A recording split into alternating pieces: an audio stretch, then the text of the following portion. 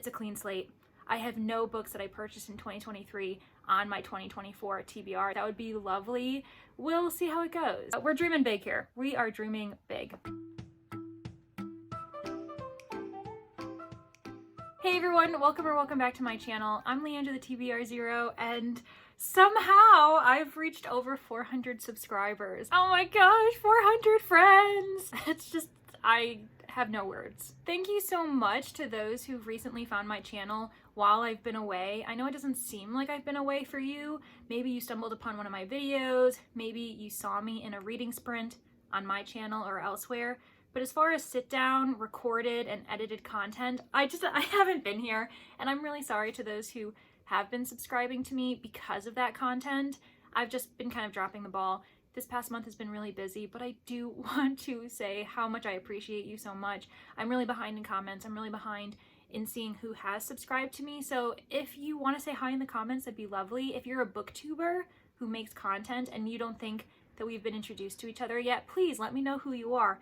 On top of that, if I do know who you are, you should still introduce yourself in the comments, because then each other can make friends. I would love to be the middleman in that situation. So yeah, like, I don't know, make friends. That is just, it's the loveliest feeling. And so it begins.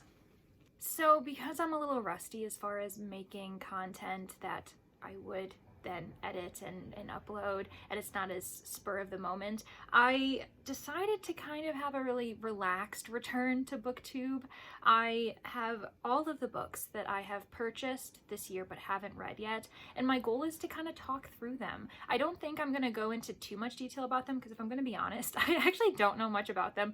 As much as I know about maybe the author, the genre, and the general gist as a synopsis goes, a lot of times I actually prefer to go into my books as blind as possible. So I know that doesn't really make sense, because how are you purchasing books when you don't really know much about them? But once we go through them, you'll see that there is kind of a trend, that I do have a kind of niche that I go towards as far as someone who buys books that I haven't read yet, which again isn't something I do very commonly.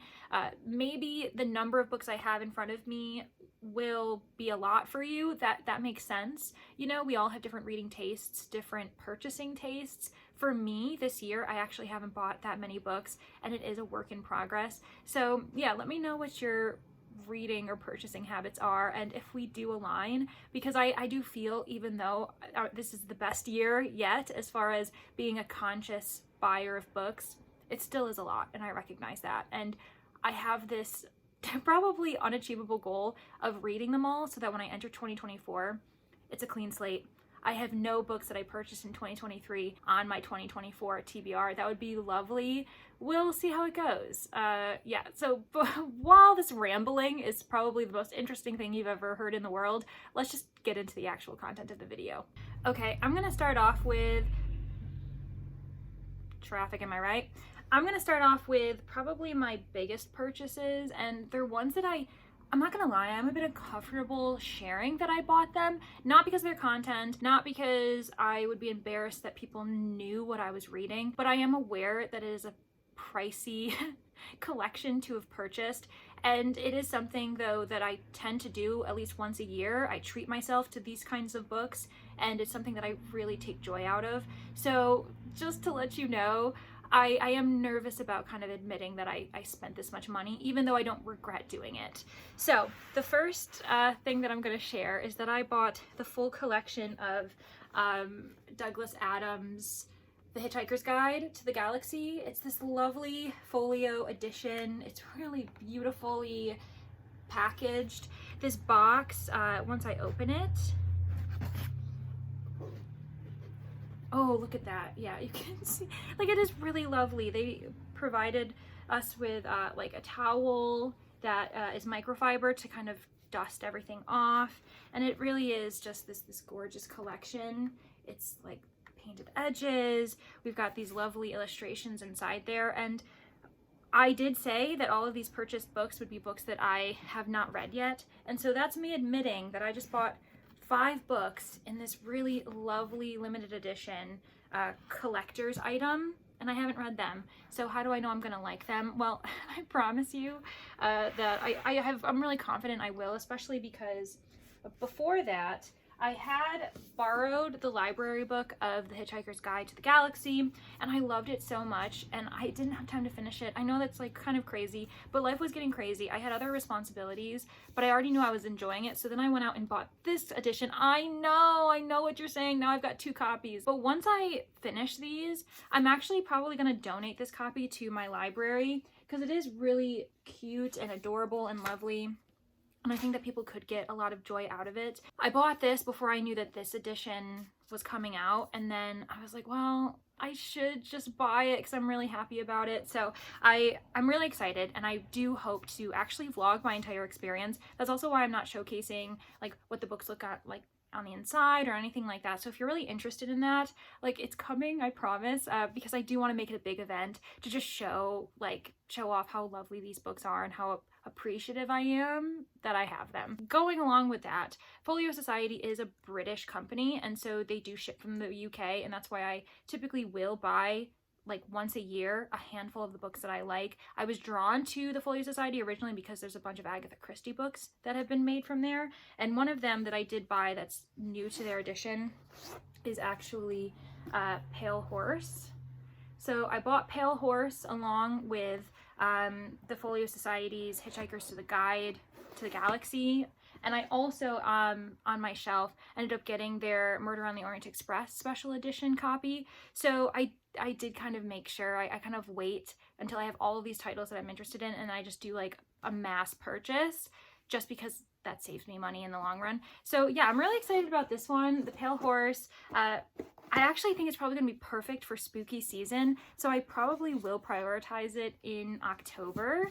I'm really excited about it. I have kind of been neglecting my Agatha Christie's lately. I'm a huge fan of Agatha Christie, and yet I think this year I've only read 2 of her books, Sad Cypress, and then just this summer, thanks to the Amazing Readathon, I read The Boomerang Clue, which is also known as Why Didn't They Ask Evans? And of course they both got 5 stars. So I don't know why I think I get nervous about reading too much Agatha Christie because I while her collection is huge, I know that I'm gonna come to the end, and I also know that her later works aren't super popular, so I'm kind of dreading leaving those to last and being like, great, I'm ending my Agatha Christie completism on kind of a sour note. And then I have a bunch of randos. I know that there's going to be a few themes here, but I'm going to get the random ones out of the way. This was also kind of a spur of the moment purchase. I was traveling, and on my way home to break up the time, I stopped at a bookstore just to like stretch my legs because it was a really long drive. And as I was walking through, I was like, you know what? I think I'm going to see if they have this manga series that I've heard a lot about that I really want to read, but unfortunately my own library system doesn't have it.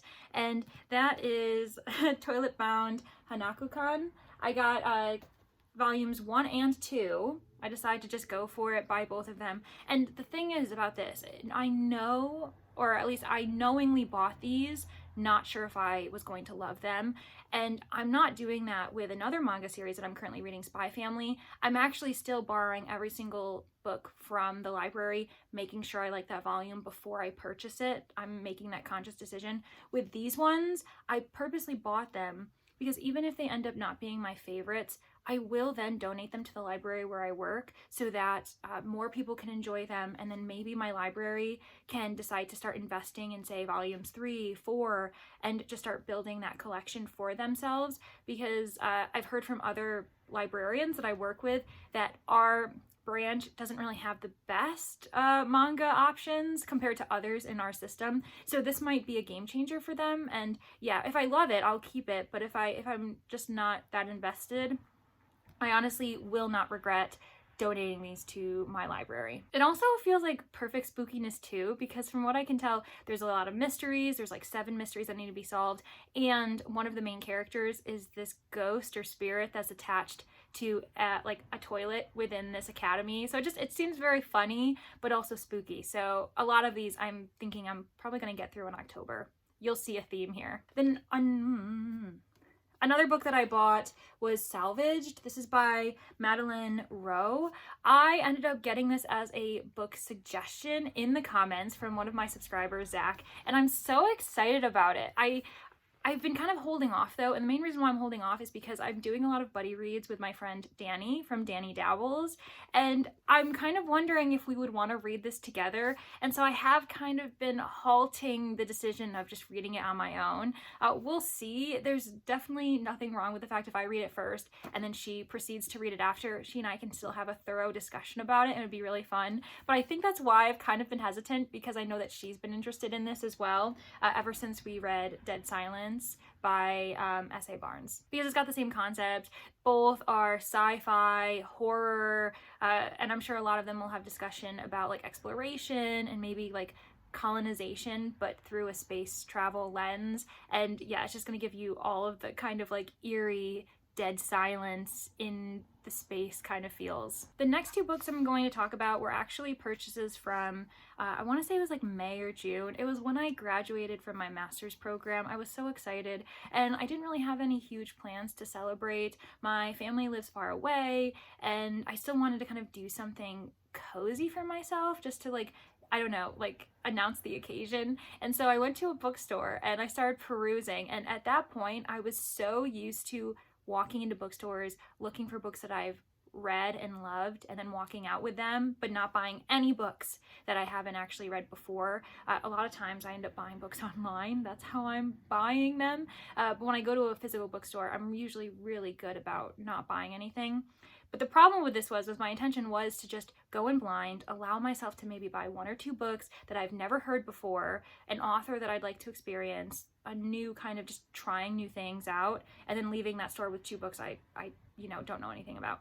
But it was so hard. I swear, I ended up maybe walking around for an hour and a half, and the only book that I did have in my hand was one that's also in this pile, and it's actually a book that is a sequel to in a series, and I gave the first book 5 stars. I loved it. I already knew I was going to be like buying and reading the second book. I almost pre-ordered it and then I didn't, so I was kind of walking around with that book, and I was like, Leandra, you actually have to try something new. And I kind of had to like break myself out of that mold that I created for myself.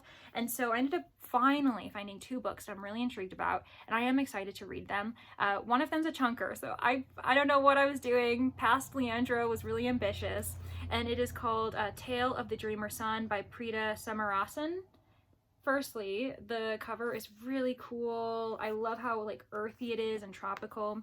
And what's fascinating about it is it is set in peninsular Malaysia, but I think it's during like British occupation, which I think is really fascinating. And it seems like it's a bit of a historical fiction because it is set in 1969, or at least one of the major events happens in 1969. Like ethnic tensions are mentioned, this idea of increasing religious intolerance, and it seems to really focus on like Malaysian history, something that I know very little about. So that's why I immediately wanted to check it out and support this author, because I'd never heard of them before. And then on that same bookstore trip, I did actually find one that I'm even more excited about, specifically because it still fits in the genre that I tend to read most, which is mysteries, but again in a different location that would be new to me, with a bit of a more suspense, cold case kind of feel to it, and that's called Hungry Ghosts. So the author is Kevin Jared Hussein, and this also seems to be a historical mystery. It's set in Trinidad in the 1940s, which I just think is so interesting. Apparently, in regards to Trinidad's history, its setting is nearing the end of American occupation and British colonialism. So yet again, a location in which the people, the culture,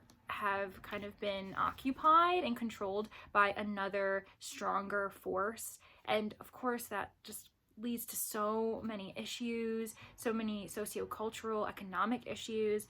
And it just, I don't know, even family life gets affected, and I think that's what this focuses, is kind of on these 2 families. And it says it's a chilling mystery that shows how interconnected their lives truly are between these 2 families. It's Caribbean literature, which is something I need to delve into more. And I'm really excited about it. I feel like it's going to be a bit of a darker mystery because it's going to be shedding light on issues that probably don't have enough view from modern perspective. So yeah, both of these books are really cool, and I, again, don't regret buying them. I don't regret buying any of these books. I think I said that before, but even though I have a lot of anxiety about buying too many books, because I don't know, I've just gotten into my head not to do that, I am excited about every single one. I just haven't been prioritizing them because life gets crazy. Okay, now I'm gonna get into all of the mysteries I've purchased. So I did already talk about The Pale Horse, and I already talked about Hungry Ghosts, but along with Hungry Ghosts and Tale of the Dreamer's Son, the book that I was mentioning before, the second book in a series that I was really excited about, that just wasn't exciting enough for me to count as kind of my gift as someone who just graduated with her master's, that was The Late Mrs. Willoughby by Claudia Gray. The first book was The Murder of Mr. Wickham. This is pretty much a Jane Austen retelling mystery series. I'm so excited because the series finally has its own name, and it's called A Mr. Darcy and Miss Tilney Mystery. So Mr. Darcy and Miss Tilney in this world are descendants of the Jane Austen iconic characters, and they're two young sleuths working together while also getting to know each other. It's very sweet. We have a neurodivergent main character, Mr. Darcy, and Miss Tilney, Juliet Tilney, is just really thoughtful and appreciates and understands the kind of certain social or mental obstacles that Mr. Darcy is going through, and it's a really nice relationship to see on the page of a historical fiction kind of mystery that you don't see very often, especially because a lot of times historical fiction, no matter what the subgenre is, the argument is that you can't provide diversity, and Claudia Gray is providing it where she can, which, yeah, I'm totally for it. So I'm very, very excited to see these characters all again grouped together, solving another mystery within the Jane Austen canon. I'm sure a lot of you are assuming that I own every single Agatha Christie at this point. All of this right here, this black shelf, all of those, or most of those, are Agatha Christie and a handful of other British authors. So you'd think I own all of her stuff, but of course I don't. And so I did also buy A Murder is Announced by Agatha Christie, because I've never read it before and I really do want to read it. I work for She Done It, and if I remember correctly, Caroline, the host, had mentioned that A Murder is Announced was one of the first Christies she's ever read, and she likes to mention it a lot. And so I feel like I need to read it because I'm really excited about it, and I want to know if, what is about this book that really gravitated her to the subject of detective fiction. And then one of the next books I'm going to talk about is one I'm reading right now, which is Fear for Miss Bettany by Dorothy Bowers. We're reading it for the She Done It book club, which is for our October read. The focus is supernatural detective fiction, and I am enjoying it so far. It's a bit of a slower start for me, and I actually restarted it. I got through maybe 80 pages and then had to put the book down and then restarted it. It's because I did start it originally in the Amazing Readathon, month-long events, and because I was in that mindset of reading, I felt like I wasn't giving this book justice. I felt like I was pushing through it too quickly without really paying attention, and I was doing it kind of for my job. So I was like, okay, let's pause, go back to the beginning, and kind of look through it, and it is really fascinating. It's set during World War II, interestingly, but World War II is just kind of this backdrop where, every few pages it just gets mentioned in the background, and how it's just influencing the day-to-day life of regular people, which is really interesting. So it's not as though we're in the front line seeing what's going on. It's very subtle, which I've been finding fascinating. There's supposed to be a seance. There's this girls' school / nursing home that have been combined into one campus, and things are going bump in the night. Women are crying out because they are in pain, but are they in pain? Someone's being trying to get murdered, all of these different things. So I think it's a really fun, unique detective fiction mystery from an author, Dorothy Bowers, who's kind of been lesser known and forgotten about in history. So yeah, I am currently really excited about it, and this will soon no longer be on my TBR. From the same company, actually, the same publisher, Moonstone Press, I also ended up getting Three Sisters Flew Home. This is by Mary Fitt, another detective fiction author that I personally wasn't as aware of. But when I ended up buying this book, because I was really excited, we did an episode on the author, and it was really fascinating. It did really well. A lot of people were really fascinated by it. I decided to buy another book from that press to kind of show my support to them, and that's how I ended up getting Three Sisters Flew Home. What's interesting about it is that it seems as though it's almost an inverted mystery, because it's first person narrator, and at one point the narrator says something like, you must admit I make a good murderer, nobody thinks of me. And it's like, what are you talking about? There's these 3 sisters who come to visit, a bunch of other people have been brought to the house, and it kind of is giving me And Then There Were None vibes, as far as bringing a bunch of random people together, and then there seeming to be this overarching like revenge plot, or just some kind of, I don't know, maniacal plan behind bringing them together so that someone can die. And yeah, so both of these are a bit off the beaten path as far as mainstream detective fiction goes. And then we have my Mysterious Bookshop subscription. I have a year-long subscription that I've been doing for about 1.5 years now, actually, and it's all American Golden Age mysteries. They're lovely editions. I get the paperback because they're a bit cheaper and I don't really need the hardcover editions, though those are lovely too. And these are Penzler classics. Look at them, they're so colorful. And I've been really trying to be good about reading it within the month I get it, just because it's really exciting to do that. And I have been successful to an extent, but I was really only starting to do that halfway through the year. So a lot of these are from the beginning of the year where I was just like, yay, a new book, and then I just proceeded not to read it. And so the first one I ended up getting in January was The Red Widow Murders by John Dixon Carr. He's really well known for his locked room mysteries, and that one does seem really interesting, and he also always adds in a little bit of a supernatural flair to it, so I might have to prioritize that in October as well. I keep saying that. We're gonna see how it goes. And then we've got The Penguin Pool Murder by Stuart Palmer. I love the idea of this one because it's set in the New York Aquarium, which is super unique, and I don't know, I've never heard of a mystery being set during that or within an aquarium. Then we have Dead Man Inside by Vincent Starrett. I read Murder on B-Deck by Vincent Starrett, and I thought it was fine. I think I gave it 3 stars as far as the mystery goes, but honestly, the writing was so fun. It was very meta. You could tell he had a lot of fun with it. I really enjoyed the duo of characters who were the sleuthing team, and so, again, while I gave it 3 stars, this is an author that I think I'm just going to enjoy his writing. His writing style is very fun. I also have Dolores Hitchens' The Alarm of the Black Cat. I love this cover. I have another book that's in that same series that also features this cat, this recurring character, and I kind of want to read that one first, but we'll see how it goes. And then we've got an anthology. Those ones are the hardest for me to get through, I'm not gonna lie. Not because I don't enjoy them, but because I don't tend to want to sit down and read a handful of short stories, so that's a slower process. So I feel like I'm gonna have to do maybe like a short story a day while I'm reading something else. But it's Golden Age Biblio Mysteries. My favorite kind of subgenre within a subgenre. So Biblio Mysteries focus on like writing, reading, literature, kind of is somehow focused in the plot. Maybe a librarian's the main character, maybe a manuscript has been stolen, maybe the murder happens in a bookstore. Any of that goes in a biblio mystery, and it's very fun.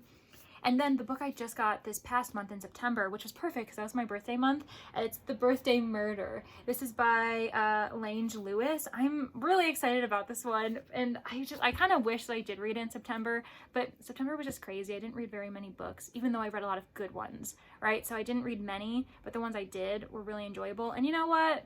I would rather have that be the case than the opposite, where I read so many and all of them were horrible. And then I just got this one for October, The Adventures of Ellery Queen by Ellery Queen. It's very weird. Ellery Queen, the writer, is actually a pen name for 2 cousins who wrote together, and they kind of did this unique thing where they also made the detective named Ellery Queen. I have read one book by him before, and I enjoyed the writing style. I was really disappointed by the ending though, because it did have some kind of like connotations about race and society that just didn't age well, that I've seen other Golden Age detectives do better. And so I am kind of nervous about this, but I feel like with short story form, it might not be as bad because you don't have as much time to kind of delve into these like really problematic issues.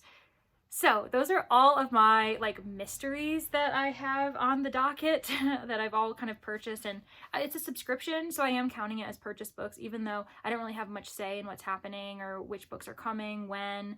They just kind of show up on my door, but I am counting them in my purchased books for the year because they kind of are, even though the bill, I suppose, was back in December because I paid for 12 months in advance. Does this make sense to you all? yeah, so I'm counting it for 2023 anyway though. And then we only have 3 books left. I actually have no idea how many I've just discussed. I used to have a number in my head about how many I've purchased and I want to read, but I'll make sure to go through those after this. So one of the first books that I bought this year that I still haven't read, I've mentioned it multiple times on this channel as far as like TBRs or books I plan on reading, Fire Song by Vashti Hardy. This is a middle grade read that is a part of the Brightstorm series. It's the 3rd and final book in a trilogy. I've read the first 2 books and I adored them. I literally read the second book, I think, in a day, and the second one is my favorite so far in the series. The only thing I'm upset about is that this is like the weird American cover, but I also don't think that the British cover ever came out in hardback, which is really frustrating, and the other 2 books I have are in hardback, so I kind of have to be okay with the cover being different as long as all 3 of them are the same kind of formatting, if that makes sense. But I am really excited to finish it, and I just on Hoopla borrowed the audiobook. I read the second book as an immersive read with the audiobook then and really enjoyed the narrator's voice, so I think this is going to be a really good choice for me. I'm just going to make sure that I actually do like read it. And then the last 2 books I bought are both part of a series, which is really exciting. They're ongoing. The first one is Eclipse the Moon by Jessie Mihalik. I read the first book on audiobook. I loved it so much. It was really immersive. It was really interesting. And so I ended up halfway through that book buying books 1 and 2 when I went to the bookstore as I was listening to book 1 because I was loving it so much. So I now own book 1. It's been read. Loved it. I now have book 2, and I'm pretty sure I also just borrowed this from Hoopla as well in audio, so I can pair them together. And I have the 3rd book. It was gifted to me by the publisher for this book tour, so I actually already have that on the docket, but it doesn't count as my purchased reads because I didn't buy it. So I do want to get through this one though, and maybe I could even finish another series by the end of the year. Isn't that crazy? Along with Brightstorm. We're dreaming big here. We are dreaming big. And then finally, this one was definitely another kind of chancy purchase. I like to visit this one independent bookstore whenever I drive home. It's about a 5-6 hour drive, and halfway through that drive there's this bookstore called Auto Books, and it's really lovely. The staff is really nice. It's a great stopping point for me. I always stop there, grab a coffee somewhere, and then just peruse the bookstore for about an hour to stretch my legs. And I like to, when I can, buy a book. Usually it's a book I've already read. I kind of go with the intention of trying to search for those titles, but one book that I just had to buy was No Country for Old Gnomes. I happen to own the first book. It's called Kill the Farmer Boy, and it's by Delilah S. Dawson and Kevin Hearn. I love the idea that they're a duo writer kind of team, and it seems very D&D fantasy humorous. I don't know, like Princess Bride meets Hitchhiker's Guide to the Universe, like just, you know, this kind of craziness. And so I am really excited about it, and it's kind of, I know you don't see it very often, so I was like, you know what, I'm gonna buy the second book because I have the first one and I do think it'd be really fun. So I'm hoping this is admittedly one that I have a bit of a nervous tension about how I'm going to feel about it, but like if I don't like book 1, you know what I'm going to do? Just like what I'm going to do with these, or really any of these, if I don't like them, I'll just donate it to my library, because I think that's like the best way to like kind of do something that might be helpful to other readers, right? Like if they, like I don't have access to it at my library, so I buy them. If I don't like it, why not just bring it to the library so that other people who are in my same position don't have to go buy it like I did? That's kind of my mentality for this. Okay, those are all the books that I have purchased this year that I have yet to read. Also, one more thing. So anyone who's wondering about maybe my Agatha Christie huge book haul, I'll try to angle the camera. Do you see all of these? These are the ones that I have read before. Everything else that's not on the screen are ones I haven't read, and I'm not counting them a part of my purchased books to be read in 2023 pile because I didn't buy them. I was so lucky to have them all given to me for free, thanks to my affiliation with the library, because my assistant director is so kind and thought of me when someone else brought all of those Bantam editions in. So that's why I'm not counting them as purchased books that I need to read soon, because one, that'd be way too many. That's already a goal that I know I can't do, and I want to enjoy my Agatha Christie's. I don't want to force myself to get to the end, as I mentioned in the video. So yeah, so if you're wondering, what happened to all of those Bantam books? I have them. I'm not counting them as purchased books to be read because I didn't buy them. And that's just a really additional kind of fortunate thing that's happened to me this year. So if you're interested in seeing that collection though, if you have no idea what I'm talking about, I will link that below and maybe put something on the screen so that you know like that video exists. And if you are interested in seeing those titles, that's where you can go. So yeah, just to let you know, I'm not counting those ones. 25 books. I've got 25 books. I've got 3 more months in 2023 to read them. 2 of them are manga, so I'll get through those quickly. 1 of them's a middle grade. A handful of them, many of them are detective fiction, which tend to be a bit shorter. The ones I think I'm most nervous about include having the time to really just immerse myself and enjoy the Hitchhiker's Guide to the Galaxy series, because I don't want to have to rush through that. I want to just thoroughly enjoy it and take my time, and I am worried that this kind of 3-month restriction might force me to like read them too quickly. So if I don't get to that, I'm gonna be okay with it. Like I'm not gonna force it. The other ones though, I'm pretty confident. I think that among them, I'm most nervous about these collections of short stories because I am really reluctant. Short story collections as well as nonfiction, those are 2 kind of like, I don't know, areas of reading that I just don't tend to read very quickly. So those would probably be the ones that I have the least likelihood of finishing, along with this monster, which I think would be really interesting. But again, I'm not one who really enjoys speed reading thick books. I think that that's harder for my brain, and it makes me a bit more critical of the writing, because a lot of times these thick books are slow burns. They're meant to be slow burns. And so if I'm getting frustrated with how slow it's going, it's more of a me problem, and I don't want to force that upon the reader, I'm the reader, force that upon the writer or the characters or the world. So yeah, let me know if you have any other like system of yours that has to do with like purchased books, how you purchase books. Do you have a goal by the end of the year to read a certain number of your purchased books? Or are you like, nah, I'm not even thinking about my new purchased books. I'm actually focusing on my oldest books in my TBR. Those are my priorities. They've been on my shelves for too long. I'd be interested to know your thoughts. But again, thank you so much for 400 subscribers. You all are so lovely, and I'm sure I haven't met a good amount of you yet. So please, again, put your name, your information, whatever you want to divulge in the comments, and just say hi, because I'm hoping that others who I am friends with who are also booktubers or just book lovers will also do this, so that you can all meet each other, because like that's kind of what this community is about. At least for me, that's what it's about. I really enjoy engaging with you all, and I'm so grateful, and this is so nice. And I really do hope that October will be a calmer month for me, where I can actually like have fun with this community, because I've really missed you. So yeah, like, subscribe if you aren't subscribed already. But honestly, I am very content and happy with my 400. So like, don't feel pressure. If you're not comfortable with doing that yet, maybe you want to see more of my content, maybe like the video if you enjoyed yourself, or again, comment and let me know what you're currently reading, what plans you have for the next 3 months of 2023. All right, I'll see you all in the next one, hopefully soon. Bye.